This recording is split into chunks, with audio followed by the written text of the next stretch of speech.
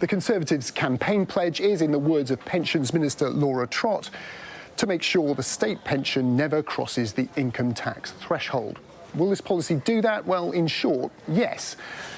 These dotted lines here show the current income tax threshold and how it's changed over time.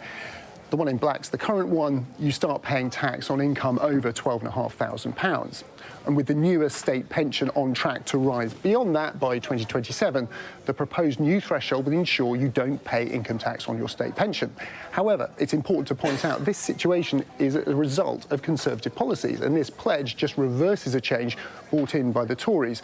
The higher tax threshold for pensioners in place under the Labour government was scrapped by George Osborne in 2016.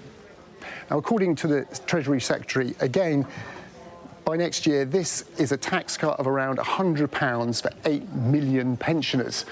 Well, let's take a look at that. There's over 3 million people receiving the new state pension here in orange, and in blue, around 9 million people on the older state pension who receive considerably less. As you can see, no one living on the old state pension alone will have got anywhere near close to paying tax on it next year. The immediate tax benefit only really applies to younger pensioners with additional income on top of their state pension.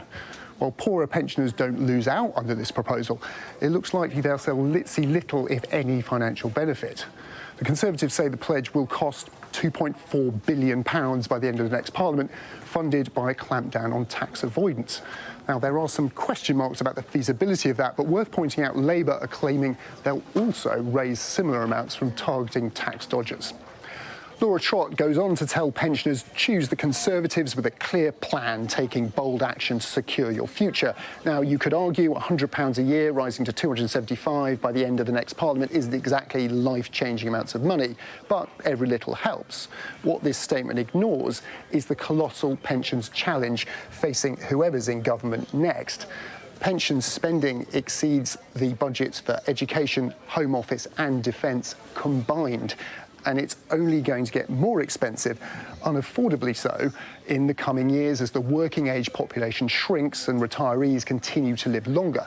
No solution is pleasant, increasing the pension age well beyond the current proposal of 67, increasing taxation for all of us, or reducing the amount of money pensioners receive. So while we may hear some more short-term tweaks to pension policies on the campaign trail, the long-term fixes are probably far too politically toxic to get a mention in the run-up to an election.